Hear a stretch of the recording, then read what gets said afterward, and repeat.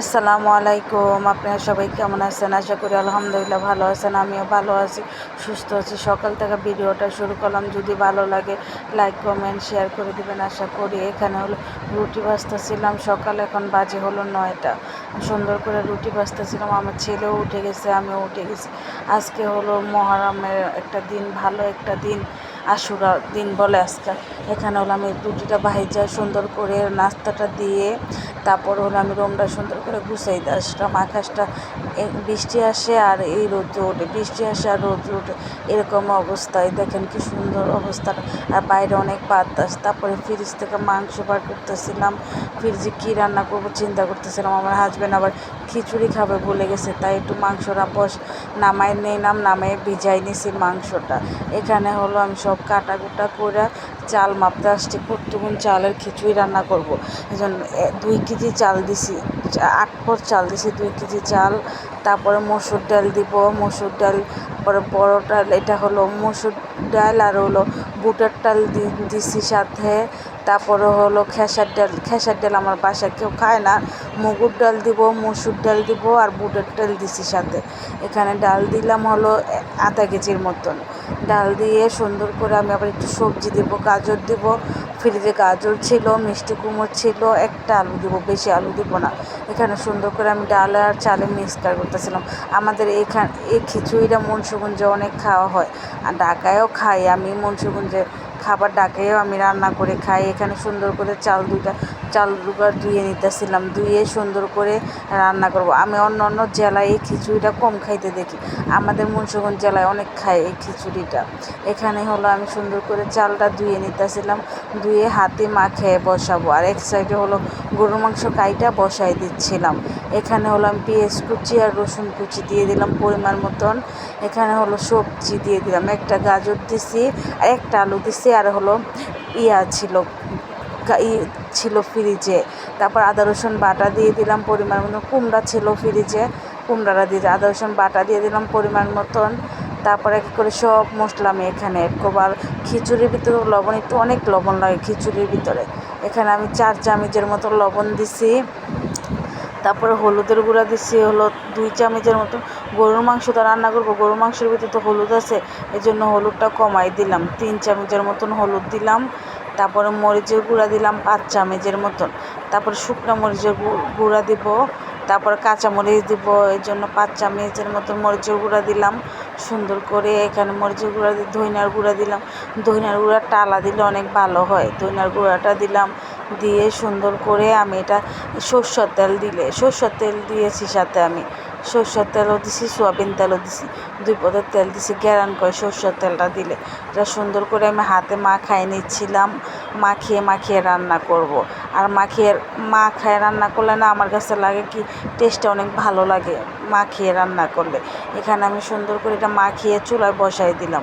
পরিমাণ মতন পানি দিয়ে দিলাম। পানিটা দেওয়ার পরে হলো এটা সুন্দর করে আমি ঢাইকা দিব। বেশি খিচুড়ি রান্না করলে না তাড়াতাড়ি হইতে সময় লাগে, দেরি হয়ে যায়। এখানে হলো আমি শাক, আমাদের মুন্সিগঞ্জ এলাকায় শাক বলে এটাকে, আপনারা কোন কোন জেলায় কী কী বলেন। এখানে রসুন আছে, পেঁয়াজ আছে, মরিচ আছে, দারচিনি আছে, লং আছে, তেজপাতা আছে, তারপরে চাল আছে, জিরা আছে, এটা দিয়ে আমরা শাক বানাই। এই পাশে হলো গরুর মাংসটা আমি বসাই দিছি। এখানে 1 কেজির মতন গরুর মাংস হবে আছে। সুন্দর করে আমি বসিয়ে দিলাম। বসাইয়া তারপরে হলো এটা আমি এক সাইডে রান্না করতেছিলাম গরুর মাংসটা, আর এক সাইডে হলো আমি খিচুড়িটা বসাই দিছি। এই ফাঁকে হলো আমি আবার আরেকটা কাজ করতেছিলাম খালাকে দিয়ে। আজকে রুটি বানাইনি, রুটি ছিল ফ্রিজে, রুটি বানাইনি। দেখেন খিচুড়িটা কত সুন্দর হয়েছে, আমার কাছে তো অনেক ভালো লাগতেছিল খিচুড়িটা।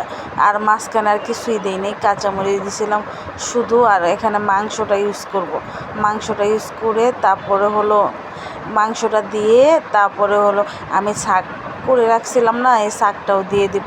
যে মাংসটা এক হাতে ক্যামেরা ধরছে আর এক হাতে তো মাংসটা দিচ্ছিলাম, কেমন জানি হয়ে যাচ্ছিলো, ক্যামেরাটা লড়তেছিল। তারপরে হলো আমি শাক বাটাও দিয়ে দিছিলাম। শাক বাটা দেওয়ার পরে দেখেন কি সুন্দর কালারটা হয়েছে। মাংস দেওয়ার পরে তো কালারটা অনেক সুন্দর হয়েছে, আমার কাছে অনেক ভালো লাগতেছিল। খিচুড়িটা কালারটা সব কিছুই মোটামুটি অনেক পারফেক্ট হয়েছে। তারপরে হলো খাওয়া দাওয়া শেষ করে নামাজ গোসল করে খাওয়া দাওয়া শেষ করে রেডি হয়ে মেয়ে যাবে হলো আশুরা দেখতে। এখানে আশুরা হইতেছিল। আমি তারপর আমার একটা ননদ আসছে হলো বেড়াইতে, ননদকে নিয়ে তারপরে মেয়েকে নিয়ে একটু আশুরা দেখতে যাব। আমি বলতেছিলাম, আমার মেয়ে তো পাগল হয়ে যাচ্ছিল, ছেলে মেয়ে যাবে আশুরা দেখতে। আমি আবার রেডি হয়ে তারপর হলো নামলাম, আশুরা দেখতে যাব। ওই যে আমার সাথে হলো আমার ননদ আছে।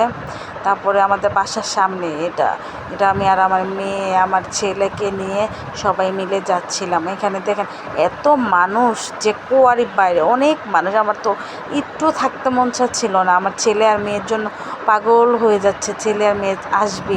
আমার ভালো লাগতেছিল না দেখতে, কেমন জানি লাগতেছিল। এই জন্য আমার ভালোই লাগতেছিল না দেখতে। তারপর আমার ছেলে মেয়ে যত আসবে, মায়েরা আবার কি করে হেরা, আমি বুঝি না এটার কিছুই আমি বুঝি না। হেরাই মারলো হাসান হোসেনের, আবার হেরাই এরকম করতেছিল, আমি বুঝতে পারতেছিলাম না। তাও আমার ভালো লাগতেছিল না। অনেক ছেলে মেয়ে যাবে, আমার বাসার থেকে 5 মিনিট লাগে যাইতে।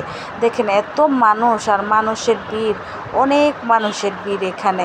আর আওয়াজ তো আমি বয়সটা দিতেছি পরে, এটার মেন দিলে তো কিছুই বোঝা যাবে না, কি বলে না বলে, কি বলে কি কয় না কয়, আমি কিছুই বুঝি না।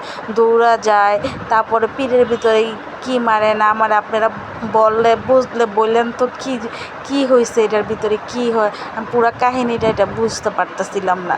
এখানে আমি আজকে 12 বছর ধরে আছি, 12 বছর ধরে এটাই দেখতেছিলাম। কি বলে কি করে না করে, কি এর এত বৃষ্টি একটা গন্ধ লাগতেছিল আমার ওখানে গিয়ে। এই যে এটার ভিতরে কত আশেপাশে মানুষ দাঁড়ায় আছে, যেমন কি অবস্থা, যা হেরাই মারছে, আবার হেরাই এখন কান্না করতেছিল। এভাবে কি কান্না করে আল্লাহর কাছে কি এভাবে মাপ চাইলে মাপ দিব আল্লাহ? জীবন দেখেন কি করতেছে, পিঠের ভিতরে বাইরে আইতেছে, পিঠের ভিতরে কি করতেছে, এটি কোনো খেলা হলো, এটি কোনো কিছু হলো?